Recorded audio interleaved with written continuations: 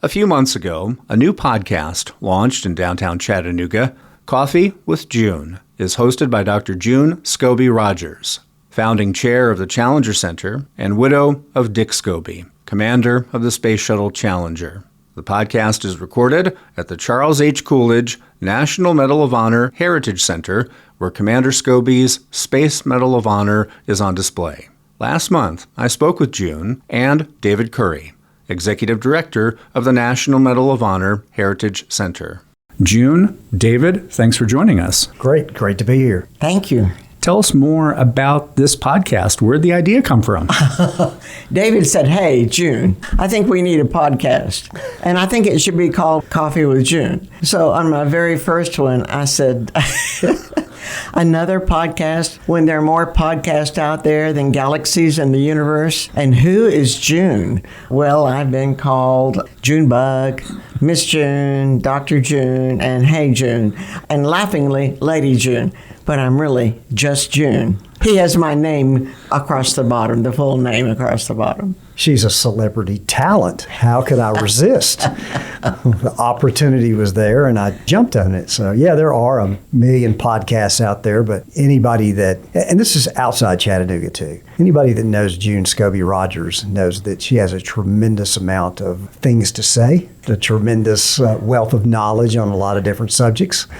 But she's also extremely, we'll say, well-connected, and that gave us the opportunity, I think, to bring in some people that may not normally be associated with the National Medal of Honor Heritage Center. That's kind of the sponsor behind our podcast. And so we took advantage of the opportunity to put two and two together. Let's talk about some of the people that you have spoken to so far.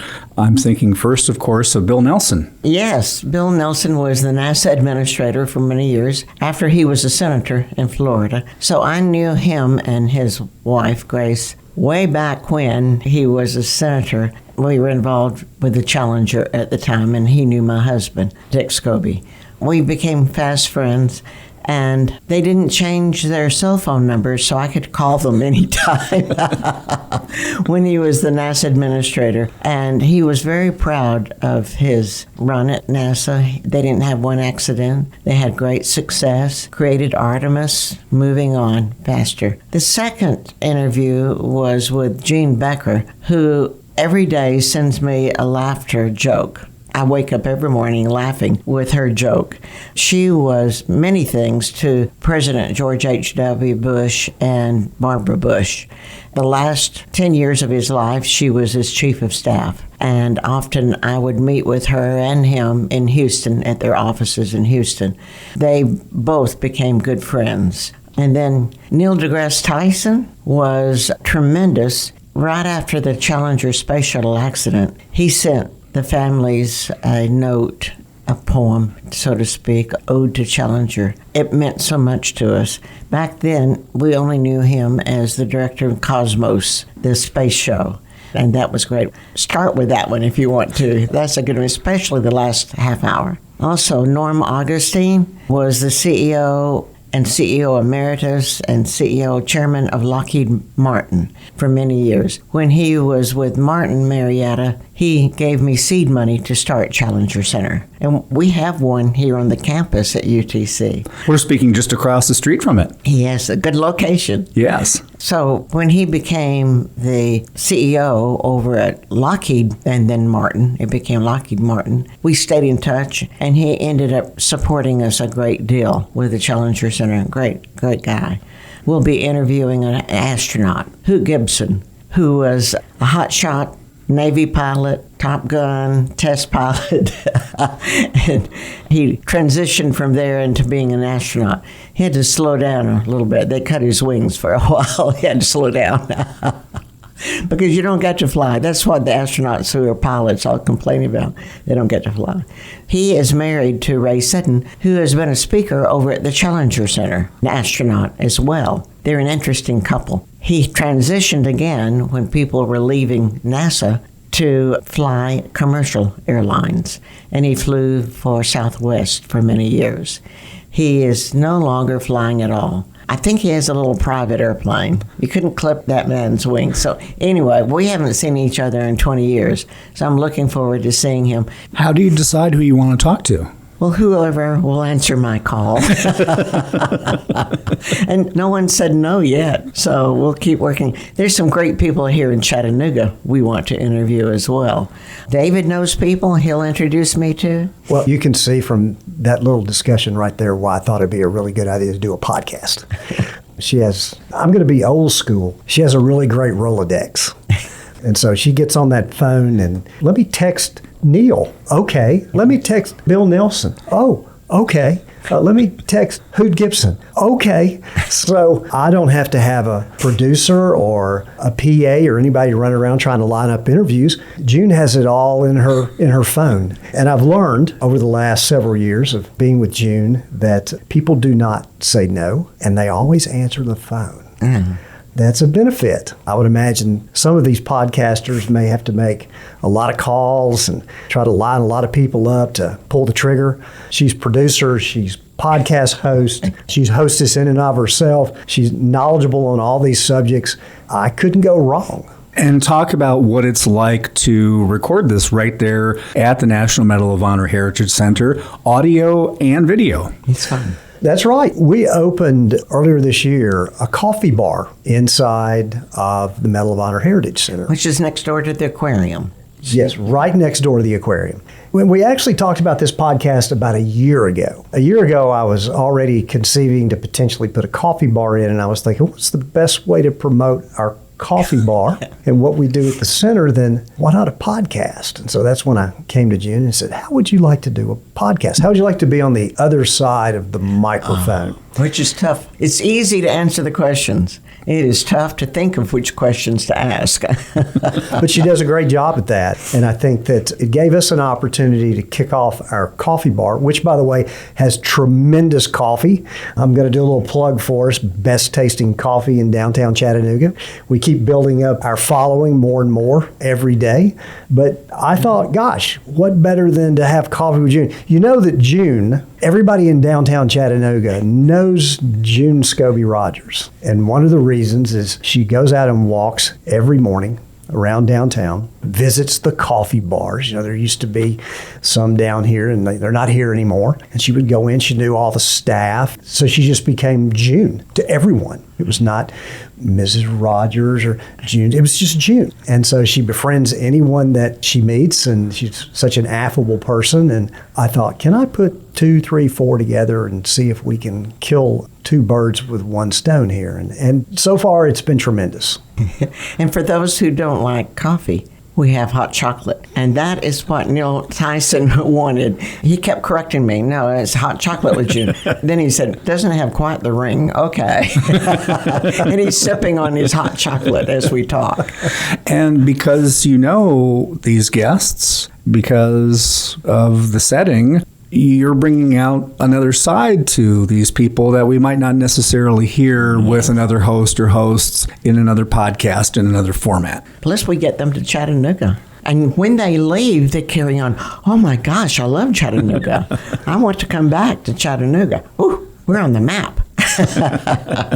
And you do get that because her asking the questions is a little different than the vast majority of people that are on these podcasts. And so they've got various subjects, you know, everybody's in the current events and all.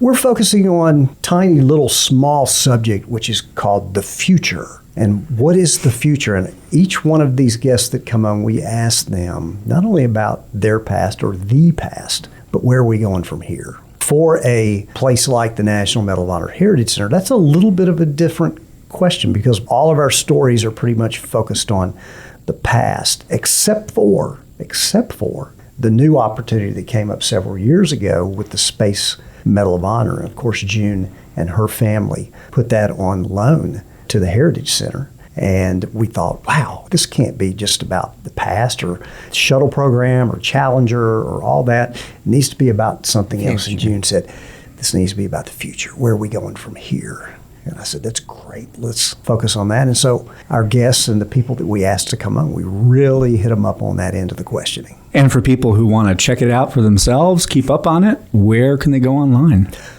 Well, right now it's on Spotify or YouTube. But if I get enough people watching it, they'll put it in the podcast app. So, hey, guys, come on. And you can access it through our website, and that's I can do that now? MOHHC. You can do that now. Well, good for you, David. Yeah, it's mohhc.org, and that's the National Medal of Honor Heritage Center's website. You get a chance, go and visit us there, get all information about visiting the center, and then you get to listen to June's podcast at the same time. It's a fun center. I was just talking to David. We have a locomotive in there. We have a helicopter hanging from the ceiling with a great story regarding some soldiers that are hanging on to the skids at the bottom as they lift off. There's a horse with war stories all surrounding it. The astronaut we have, books and souvenirs, and a coffee shop. A really nice coffee shop. And 3 adorable baristas that work there. All right. June, David, thanks so much. Thank you. Good to talk with you. And to any students listening, congratulations, because a college education is a gift forever. No one can take it away from you. And now, here's part of a recent episode of Coffee with June. Her guest, Dr. Neil deGrasse Tyson.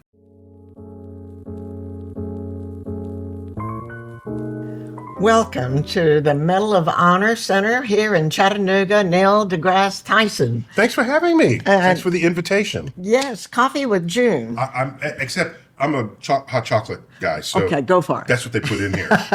We'll tell anybody. Hot chocolate with June, but that doesn't have the same ring. You know, everyone I've talked to either knows you or they've heard about you. But what I wanted to say, for those that have just heard about you, I don't really know you. For you people, I want to say this man has more awards and honors than can fill a whole section of Google search.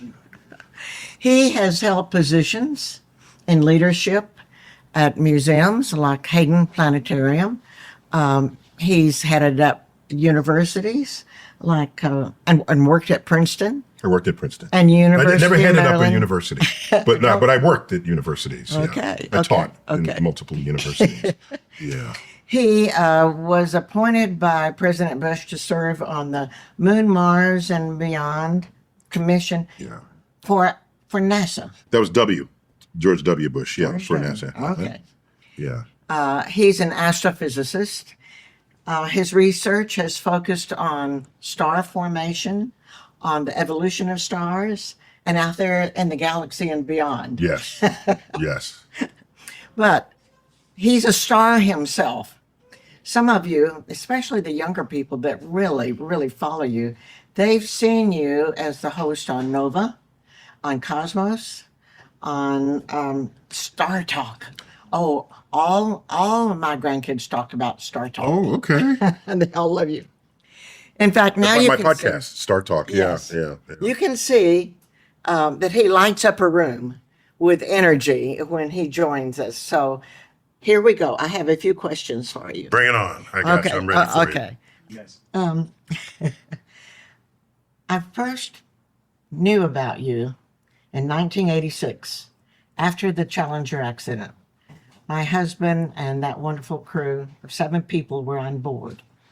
You wrote a poem, Ode to Challenger, and sent it to the families. What a big heart that was, 1986. It was, we all tried to come to terms with it in whatever way. I'm getting a little emotional even thinking about it.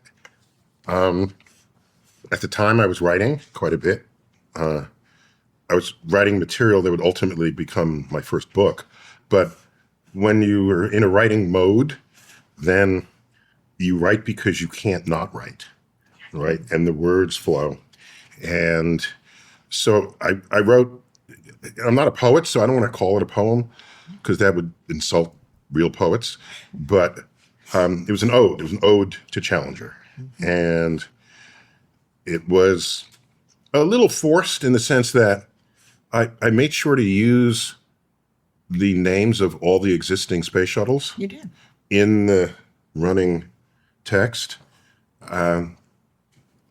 not as an explicit call out of them, but many of the names for the space shuttles were words that, of course, they were all named after actual ships, actual seagoing vessels, but they're also words. So Atlantis. I referenced the Atlantic Ocean in it. And so it was, now I think it was one of my early odes. I've written a few odes since then, but and everyone's name is in it. So that was my way of sort of reconciling my emotions with my ability to write. And so I'm delighted that it could have the reception that it did. Well, all the spouses of that Challenger crew appreciated it. And, the teacher, Krista McAuliffe, was on board. Yes. We're well represented by teachers here today. She and her husband she was a dear friend, and now her husband is a dear friend. Mm-hmm. Thank you for that. Sure. Let's go back a little bit. Mm-hmm. Tell me, when you were like 5 or 6 years old, you can go back that far, right? I think so. Yeah. Okay. Oh, wait. Before you get there, I want to put in a cheap plug. In one of my books is called Letters from an Astrophysicist. Okay. I think I put in that book that full ode because it's otherwise not widely published. 2012. Yeah. Okay. Yeah, no, I'm familiar. Okay. So, Letters from an Astrophysicist. It was an occasion to just put it into print for others to see, not just the family. So that's my cheap plug. Thank you for letting us reminding us all that. Well, I was asking about when you were 5 or 6. I was wondering if you were curious or if you had a great imagination. I mean, did you play like you were Superman, Batman, Spider-Man, or anything like that? Yeah, I was not one of those kids. Okay, I'd visit other families' kids, and they'd be playing with toy soldiers and things. Or back then, you played with soldiers, right? It was not the boys played with soldiers and the girls played with the dolls, right? And so I didn't have that imagination. It was because I had a deep appreciation for real things. So if there's a doll, that's a doll. Okay. That's not like a real thing that you're going to pretend it's real. So that I would say that was a shortcoming of my childhood because it meant I could not explore the space of imagination the way some of my fellow playmates did. Catch Coffee with June wherever you get your podcasts.